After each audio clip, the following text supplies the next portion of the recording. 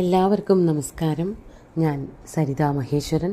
ഇന്ന് ശ്രീമദ് വാൽമീകി രാമായണത്തിൻ്റെ ബാലകാണ്ഡത്തിലെ 31-ാമത്തെ സർഗം നമ്മൾ ആരംഭിക്കുകയാണ്. 31-ാമത്തെ സർഗത്തിൽ 1 മുതൽ 8 വരെയുള്ള ശ്ലോകങ്ങളാണ് നമ്മൾ പഠിക്കാൻ പോകുന്നത്. കഴിഞ്ഞ സർഗത്തിൽ പറഞ്ഞു നിർത്തിയത് ശ്രീരാമനും ലക്ഷ്മണനും കൂടിയിട്ട് അതിൽ വെച്ച് തന്നെ ശ്രീരാമൻ എല്ലാ രാക്ഷസന്മാരെയും വധിക്കുകയാണ് ചെയ്തത്. മാരീചനൊഴികെ ബാക്കി എല്ലാവരെയും വധിച്ചു. പലതരത്തിലുള്ള അസ്ത്രങ്ങളുടെ പ്രയോഗങ്ങളൊക്കെ അവിടെ വർണ്ണിച്ചു. അതിനുശേഷം വിശ്വാമിത്രൻ്റെ അനുഗ്രഹത്തോടു കൂടിയിട്ട് അന്നത്തെ രാത്രി ആ യുദ്ധമൊക്കെ ചെയ്ത് അന്നത്തെ രാത്രി കഴിച്ചുകൂട്ടി. പിറ്റേ ദിവസം രാവിലെ മുതലുള്ള കഥയാണ് പറയണത്. നമുക്ക് 1-ാമത്തെ ശ്ലോകത്തിൽ തുടങ്ങാം. അഥതാം രജനീം തത്ര കൃതാർത്ഥൗ രാമലക്ഷ്മണൗ ഊഷതുർമുദിതൗ വീരൗ പ്രഹൃഷ്ടേനാന്തരാത്മനാ. അങ്ങനെ ആ രാത്രി കഴിച്ചു കൂട്ടിയിട്ട് അഥ താം രജനീം തത്ര കൃതാർത്ഥൗ രാമലക്ഷ്മണവും രാമലക്ഷ്മണന്മാർ കൃതാർത്ഥന്മാരായി തീർന്നു. കൃതാർത്ഥന്മാരാവുക എന്ന് വെച്ചാൽ എന്തിനാണോ വന്നത് ആ കാര്യം വേണ്ടതുപോലെ കൃത്യമായിട്ട് ചെയ്യാൻ പറ്റുക. അതുകൊണ്ടാണ് കൃതാർത്ഥന്മാരായത്. അങ്ങനെ ആ രാത്രിയെ താം രജനീം, രജനി പറഞ്ഞ രാത്രി, ആ രാത്രിയെ അവിടെ, രാത്രിയെ എന്ന് പറയണമെന്നില്ല മലയാളത്തിൽ, ആ രാത്രി ആ ആശ്രമത്തിൽ, സിദ്ധാശ്രമത്തിൽ വളരെ സമാധാനമായിട്ട് കഴിച്ചുകൂട്ടി. എന്നിട്ട് ഊഷതുർ മുദിതൗ വീരൗ, ഊഷതു എന്ന് പറഞ്ഞാൽ അവർ വസിച്ചു ഒക്കെ ദിവചനാണ്. ആ 2 പേരും അവിടെ വസിച്ചു. വീരന്മാരായിട്ടുള്ള ആ 2 ബാലകന്മാർ വളരെ മനസ്വാസ്ഥ്യത്തോടു കൂടിയിട്ട് പ്രഹൃഷ്ടേന അന്തരാത്മന, ഉള്ളു തെളിഞ്ഞവരായിട്ട്, ഏറ്റവും ഉള്ളിൽ നിറഞ്ഞ സന്തോഷത്തോടു കൂടിയവരായിട്ട് ആ ബാലകന്മാർ 2 പേരും കൃതകൃത്യന്മാരായി എന്നുള്ളതിൻ്റെ സന്തോഷത്തോടു കൂടിയിട്ട് വിശ്വാമിത്രൻ്റെ ആ സിദ്ധാശ്രമത്തിൽ അന്നത്തെ രാത്രി കഴിച്ചുകൂട്ടി. എന്നിട്ടോ പിറ്റേ ദിവസം രാവിലെ ആവുകയാണ്. അതാണ് 2-ാമത്തെ ശ്ലോകം. നോക്കാം. പ്രഭാതായാം തുഷർവര്യാം കൃതപൗർവാഹ്നികക്രിയൗ വിശ്വാമിത്രമൃഷീംശ്ചാന്യാൻ സഹിതാവഭിജഗ്മതു. പ്രഭാതായാം തു ശർവര്യാം, അങ്ങനെ രാത്രി വെളുത്തപ്പോൾ, സതിസപ്തമിയാണ്. ശർവര്യാം പ്രഭാതായാം സത്യാം, ശർവരി എന്ന് പറഞ്ഞാൽ രാത്രിയാണ്. രാത്രി കഴിഞ്ഞു, വെളിച്ചാവാൻ കാലത്ത്. കൃത പൗർവാഹ്നിക ക്രിയവും, പൗർവാഹ്നികം എന്ന് പറഞ്ഞാൽ പൂർവാഹ്നത്തിലുള്ളത്, അതായത് രാവിലെ വെളുപ്പാൻ കാലത്ത് ചെയ്യേണ്ടതായ ഉഷസന്ധ്യ, ആ സന്ധ്യയ്ക്ക് ചെയ്യേണ്ടതായിട്ടുള്ള സന്ധ്യാവന്ദനാദി ക്രിയകളൊക്കെ ചെയ്തവരായിട്ടുള്ള ആ ബാലകന്മാർ, അതാണ് കൃത പൗർവാഹ്നിക ക്രിയവും. അങ്ങനെയുള്ളവരായ ആ 2 ബാലകന്മാർ. വിശ്വാമിത്രം ഋഷീംശ്ച അന്യാൻ, വിശ്വാമിത്രം അന്യാൻ ഋഷീൻ ച, വിശ്വാമിത്രനെയും അവിടെ തന്നെയുള്ള മറ്റ് ഋഷീശ്വരന്മാരെ, കുറേ ഋഷിമാരുണ്ട് അവിടെ, അവരുടെ എല്ലാവരുടെയും അടുത്തേക്ക് ചെല്ലുകയാണ്. സഹിതൗ അഭിജഗ്മതു, സഹിതൗ എന്ന് പറഞ്ഞാൽ ഒരുമിച്ച്, ശ്രീരാമനും ലക്ഷ്മണനും കൂടി ഒരുമിച്ച് ആ ഋഷിമാരുടെ എല്ലാവരുടെയും അടുത്തേക്ക്, പ്രത്യേകിച്ച് വിശ്വാമിത്രൻ്റെ പേരെടുത്ത് പറയുന്നുണ്ട്, വിശ്വാമിത്രൻ്റെയും മറ്റ് ഋഷീശ്വരന്മാരുടെയും ഒക്കെ അടുത്തേക്ക് ചെന്നു എന്നാണ് പറയണത്. എന്നിട്ട് എന്താണ് ഉണ്ടായത്? 3-ാമത്തെ ശ്ലോകം നോക്കാം. അഭിവാദ്യ മുനിശ്രേഷ്ഠം ജ്വലന്തമിവ പാവകം ഊചതു പരമോദാരം വാക്യം മധുരഭാഷിണൗ.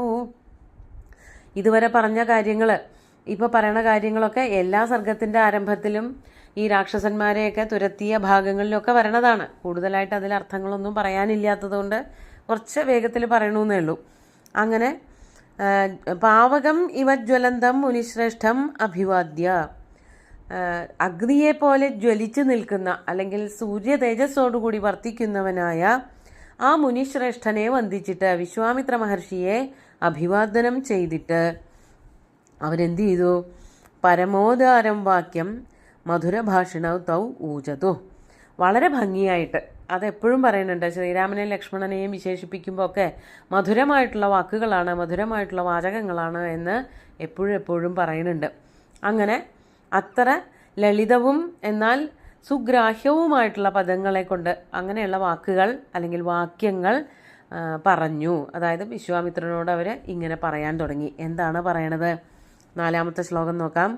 ഇമൗ സ്മ മുനിശാർദൂല കിങ്കരൗ സമുപാഗതൗ ആജ്ഞാപയമുനിശ്രേഷ്ഠ ശാസനം കരവാവകിം. വളരെ ഭംഗിയായിട്ടുള്ളൊരു പ്രയോഗമാണ്. ഞങ്ങളെ അങ്ങ് കിങ്കരന്മാരായിട്ട് എടുത്തേക്കല്ലേ. അതായത് അയോധ്യയിൽ നിന്ന് അച്ഛനായ ദശരഥ മഹാരാജാവിൻ്റെ കൈകളിൽ നിന്ന് കിങ്കരന്മാരെന്ന രൂപേണയാണല്ലോ ഞങ്ങളെ ഇങ്ങോട്ട് കൊണ്ടുവന്നത്. അതായത് ഇവിടേക്ക് കൊണ്ടുവരുമ്പോൾ ചെയ്യാനായിട്ട് പ്രത്യേകം ഒരു കാര്യം ഉണ്ടായിരുന്നു. അതുപോലെ അങ്ങയുടെ മനസ്സിൽ കുറേ അധികം പദ്ധതികളുണ്ടാവും, അതൊക്കെ ചെയ്തു തീർക്കാനുണ്ടാവും. അതിനു വേണ്ടിയിട്ട് ഉപയോഗിക്കുന്നവരാണ് ഞങ്ങൾ എന്നുള്ളത് കൊണ്ട് ഞങ്ങളെ തന്നെ സ്വയം വിശേഷിപ്പിക്കുകയാണ് കിങ്കരന്മാർ. കിങ്കരന്മാരെന്ന് വെച്ചാൽ എന്തും ചെയ്യുന്നവർ എന്ന് തന്നെയാണ് അർത്ഥം. എന്തിനും തയ്യാറായി നിൽക്കുന്നവർ. സാധാരണ ഭടന്മാരെയൊക്കെയാണ് പറയുക. ഇവിടെ സ്വയം ആ രാജകുമാരന്മാർ വിശ്വാമിത്രനോട് പറയാണ്, ഇമൗ സ്മ, ഞങ്ങൾ രണ്ടുപേരും, ഇമൗ എന്ന് പറഞ്ഞാൽ ഞങ്ങൾ രണ്ടുപേരും, അല്ലയോ മുനിശാർദൂല, കിങ്കരവും സമുപാഗതവും കിങ്കരവും സ്മ, അങ്ങയുടെ കൂടെ കൂടിയിരിക്കുന്ന കിങ്കരന്മാരാണ്. ഞങ്ങളെ കൊണ്ട് എന്ത് വേണമെങ്കിലും ആവശ്യമുള്ള കാര്യങ്ങളൊക്കെ ചെയ്യിക്കാം. ഇവിടെ നിന്ന് അങ്ങ് ഞങ്ങളെ തിരിച്ച് അയോധ്യയിലേക്ക് കൊണ്ടാക്കണ വരെയുള്ള കാര്യങ്ങൾ എന്ത് വേണമെങ്കിലും ഞങ്ങളെ കൊണ്ട് ആവണ പോലെയൊക്കെ ചെയ്തു തരാം. അതാണ് പറയണത്. ആജ്ഞാപയ മുനിശ്രേഷ്ഠ ശാസനം കരവാവകിം. അതുകൊണ്ട് ആജ്ഞാപിച്ചാലും അല്ലയോ മുനിശ്രേഷ്ഠ, കിം ശാസനം കരവാവ, എന്താണ് ഇനി ഞങ്ങളോട് ആജ്ഞാപിക്കാനുള്ളത്, ശാസിക്കാനുള്ളത്, അതായത് ഞങ്ങളായിട്ട് ചെയ്തു തീർക്കാനുള്ള പ്രവൃത്തികൾ എന്തൊക്കെയാണ്. ആവാം കരവാവ, ഞങ്ങൾ രണ്ടുപേരും അത് തീർത്തു തരിക തന്നെ ചെയ്യും. അപ്പോൾ കിങ്കരന്മാരായിട്ട് ഞങ്ങളെ കൊണ്ടുവന്നിരിക്കുകയാണ്, ഇനി ചെയ്യാനുള്ള പണികൾ എന്തെങ്കിലുമൊക്കെ ഉണ്ടെങ്കിൽ തരൂന്ന്. അപ്പോൾ ഇതുവരെ അത് പറയാഞ്ഞത് ഒരു പ്രത്യേക ലക്ഷ്യം ഉണ്ടായിരുന്നു. യാഗത്തിന് മുടക്കം വരുത്തുന്നവരായിട്ടുള്ള രാക്ഷസന്മാരെ ഇല്ലായ്മ ചെയ്യണം. അത് പരിപൂർണമായിട്ട് ചെയ്തു കൊടുത്തു. ഇനി ചെയ്യാൻ എന്തെങ്കിലും ഉണ്ടോ എന്നുള്ളതാണ് ചോദ്യം. ഇനി 5ാമത്തെ ശ്ലോകം നോക്കാം. ഏവമുക്തേ തയോർവാക്യേ സർവയേവ മഹർഷയ വിശ്വാമിത്രം പുരസ്കൃത്യ രാമം വചനമബ്രുവൻ. ഏവമുക്തേ തയോർവാക്യേ, തയോഹോ വാക്യേ ഏവം ഉക്തേ, ഇപ്രകാരം അവർ വാക്യം പറഞ്ഞു തീർത്തപ്പോൾ, അതായത് ഇനി ഞങ്ങൾ എന്തെങ്കിലും ചെയ്യണം ഉണ്ടെങ്കിൽ ചെയ്യാം എന്ന് വിശ്വാമിത്രനോടും മറ്റ് ഋഷിമാരോടും ഒക്കെ ആയിട്ട് പറഞ്ഞപ്പോൾ, സർവേ മഹർഷയ, സർവേ ഏവ, അവിടെ കൂടിയിരിക്കുന്ന എല്ലാ മഹർഷിമാരും തന്നെ വിശ്വാമിത്രം പുരസ്കൃത്യ, വിശ്വാമിത്രനെ മുൻപിൽ നിർത്തിക്കൊണ്ട് രാമം വചനം അബ്രുവൻ, രാമനോട് ഇപ്രകാരം പറഞ്ഞു. അതായത് എല്ലാവരും കൂടി ചേർന്നുകൊണ്ടാണ്, വിശ്വാമിത്രനാണ് പറയണത്. ഇവരുടെ എല്ലാവരുടെയും അഭിപ്രായം തന്നെയാണ് വിശ്വാമിത്രൻ്റെ വാക്കുകളിൽ കൂടെ ശ്രീരാമനോട് പറയണത്. അങ്ങനെ അപ്പോൾ ഋഷിമാരുടെ എല്ലാവരുടെയും അഭിപ്രായം ഇതാണ്. അടുത്ത ശ്ലോകത്തിലാണ് പറയണത്. നമുക്ക് 6ാമത്തെ ശ്ലോകം നോക്കാം. മൈഥിലസ്യ നരശ്രേഷ്ഠ ജനകസ്യ ഭവിഷ്യതി യജ്ഞഃ പരമധർമ്മിഷ്ഠസ്തത്ര യാസ്യാമഹേ വയം. ഇനി നമ്മൾ മറ്റൊരു സ്ഥലത്തേക്ക് പോകാൻ പുറപ്പെടുകയാണ്. അതായത് ഇവിടം കൊണ്ട് തീർന്നില്ല, നിങ്ങൾക്ക് ഇനിയും കുറച്ചുകൂടി പണികളൊക്കെ ചെയ്യാനുണ്ട്. അതിനുവേണ്ടി നമുക്കൊരു സ്ഥലം വരെ പോകണം. അതാണ് പറയണത്. അല്ലയോ നരശ്രേഷ്ഠ, അല്ലയോ രാജകുമാരന്മാരെ, പ്രത്യേകിച്ച് ശ്രീരാമനോടാണ് പറയണത്. നരന്മാരിൽ വെച്ച് ഏറ്റവും ശ്രേഷ്ഠനായിട്ടുള്ളവനെ, പുരുഷോത്തമ, മൈഥിലസ്യ ജനകസ്യ യജ്ഞഃ ഭവിഷ്യതി. മൈഥിലനായിട്ടുള്ള, മൈഥിലൻ എന്ന് പറഞ്ഞാൽ മിഥിലായാം ജാതഃ, മിഥില രാജ്യത്ത് ജനിച്ച അല്ലെങ്കിൽ മിഥില രാജ്യത്തിൻ്റെ അധിപതിയായിട്ടുള്ള ആ ജനകൻ എന്നു പേരുള്ള രാജാവ് എന്താ ചെയ്യാൻ പുറപ്പെടണത്? യജ്ഞഃ ഭവിഷ്യതി, വളരെ കേമമായിട്ട് വളരെ ഗംഭീരമായിട്ടൊരു യാഗം ചെയ്യാൻ പുറപ്പെടുന്നുണ്ട്. എന്നിട്ട് പറയാണ്, ആ യാഗം എങ്ങനെയുള്ളതാണ്? പരമധർമ്മിഷ്ഠ, ധർമ്മത്തിന് വളരെയധികം പ്രാധാന്യം കൊടുക്കുന്നതായ ധർമ്മയുക്തമായിട്ടുള്ള ഒരു യജ്ഞം. അതാണ് വലിയ താമസമില്ലാതെ നടക്കാൻ പോവുകയാണ്. അത് ജനക മഹാരാജാവാണ് ആ യാഗം നടത്തുന്നത്. മിഥില രാജ്യത്താണ് നടക്കുന്നത്. തത്ര, അവിടേക്ക് വയം യാസ്യാമഹേ, നമുക്കിനി പോവാം. അപ്പോൾ ഈ സിദ്ധാശ്രമത്തിലെ പ്രവൃത്തികൾ തീർക്കാനുള്ള പ്രവൃത്തികളൊക്കെ കഴിഞ്ഞു. ഇനി നമുക്ക് മിഥില രാജ്യത്തേക്കാണ് പോവാനുള്ളത്. അവിടെ ഒരു യാഗമുണ്ട്, അത് കാണാൻ പോവാം. അത് വളരെ ധാർമ്മികമായിട്ടുള്ള ഒരു യാഗമാണ്. 7ാമത്തെ ശ്ലോകം നോക്കാം. ത്വം ജൈവ നരശാർദൂല സഹ അസ്മാഭിർഗമിഷ്യസി അദ്ഭുതം ച ധനൂരത്നം തത്ര ത്വം ദ്രഷ്ടുമർഹസി. ഇവിടേക്ക് ഈ യാഗമൊക്കെ കൂടാൻ പോവുക, സംബന്ധിക്കാൻ പോവുക എന്നൊക്കെ പറഞ്ഞാൽ ഋഷിമാർ പോയാൽ പോരെ എന്ന് വേണമെങ്കിൽ ചോദിക്കാം. പക്ഷെ അങ്ങനെയല്ല, എൻ്റെ കൂടെ ഞങ്ങളെല്ലാവരും കൂടി പോകുന്നുണ്ട്, ഞങ്ങളുടെ കൂട്ടത്തിൽ അങ്ങും കൂടി വരണം. അതായത് ശ്രീരാമനോടും ലക്ഷ്മണനോടും കൂടിയിട്ടാണ് മിഥിലയിലേക്ക് പോകുന്നത്, അല്ലാതെ ഋഷിമാർ മാത്രമല്ല. അതാണ് ത്വം ജൈവ നരശാർദൂല സഹ അസ്മാഭിഹി ഗമിഷ്യസി. ഞങ്ങളുടെ എല്ലാവരുടെയും കൂടെ മിഥിലയിലേക്ക് പോകാൻ നിൽക്കുന്ന ഞങ്ങളുടെ എല്ലാവരുടെയും കൂടെ, അല്ലയോ പുരുഷോത്തമനായിട്ടുള്ള ശ്രീരാമ, അങ്ങും, ശ്രീരാമൻ്റെ പേര് പറയുമ്പോൾ അവിടെ ലക്ഷ്മണനും ഉണ്ട്, നിങ്ങൾ രണ്ടുപേരും ഞങ്ങളുടെ കൂടെ മിഥിലയിലേക്ക് വരുന്നുണ്ട്. അതിനൊരു പ്രത്യേക കാരണം കൂടിയുണ്ട്. ആ യാഗത്തിൽ കൂടുക അല്ലെങ്കിൽ യാഗത്തിൽ സംബന്ധിക്കുക എന്നുള്ളത് മാത്രമല്ല, അങ്ങയ്ക്ക് പ്രിയപ്പെട്ട ഒരു കാര്യം അവിടെയുണ്ട്. അതെന്താണ്? അദ്ഭുതം ച ധനുരത്നം. അത്യത്ഭുതകരമായിട്ടുള്ളൊരു ധനുസ് അവിടെയുണ്ട്. ധനുരത്നം എന്ന് പറഞ്ഞാൽ ധനുസ്സാകുന്ന രത്നം. രാജകുമാരന്മാർക്കൊക്കെ ധനുസ് വളരെ പ്രിയപ്പെട്ട വസ്തുവാണല്ലോ. അവരതിൽ ധാരാളം അഭ്യാസങ്ങളൊക്കെ നടത്തിയിട്ടുള്ളവരാവും.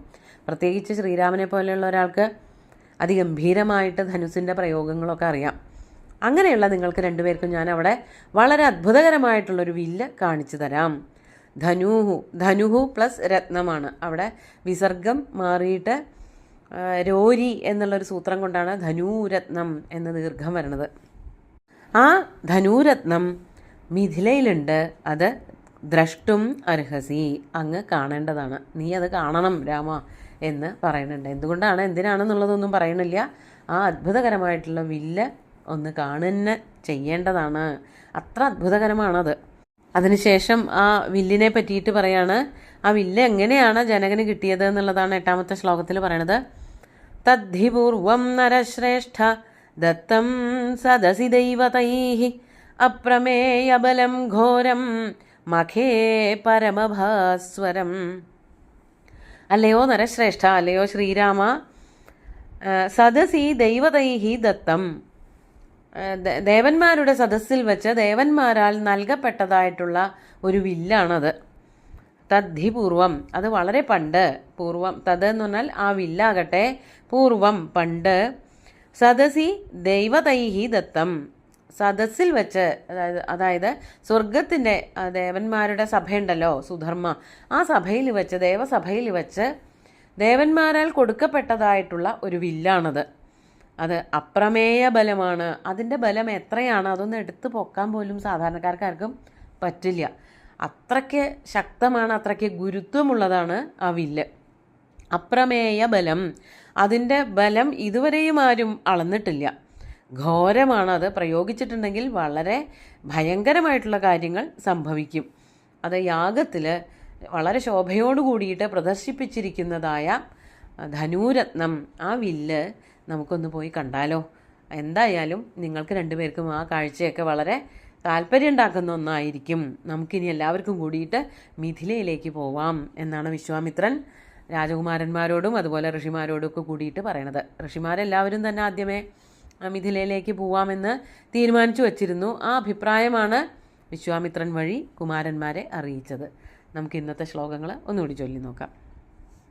അഥതാം രജനീം തത്ര കൃതാർത്ഥൗ രാമലക്ഷ്മണൗ ഊഷദുർമുദിതൗ വീരൗ പ്രഹൃഷ്ടേനാന്തരാത്മനാ പ്രഭാതായാം തു ശർവർയാം കൃതപൗർവാഹ്നികക്രിയൗ വിശ്വാമിത്രമൃഷീംശ്ചാന്യാൻ സഹിതാവഭിജഗ്മതു അഭിവാദ്യ മുനിശ്രേഷ്ഠം ജ്വലന്തമിവ പാവകം ഊചതുഃ പരമോദാരം വാക്യം മധുരഭാഷിണൗ ഇമൗ സ്മ മുനിശാർദൂല കിംകരൗ സമുപാഗതൗ ആജ്ഞാപയ മുനിശ്രേഷ്ഠ ശാസനം കരവാവകിം ഏവമുക്തേ തയോർവാക്യേ സർവ ഏവ മഹർഷയ വിശ്വാമിത്രം പുരസ്കൃത്യ രാമം വചനമബ്രുവൻ മൈഥിലസ്യ നരശ്രേഷ്ഠ ജനകസ്യ ഭവിഷ്യതി യജ്ഞഃ പരമധർമ്മിഷ്ഠസ്തത്ര യാസ്യാമഹേ വയം ത്വം ചൈവ നരശാർദൂല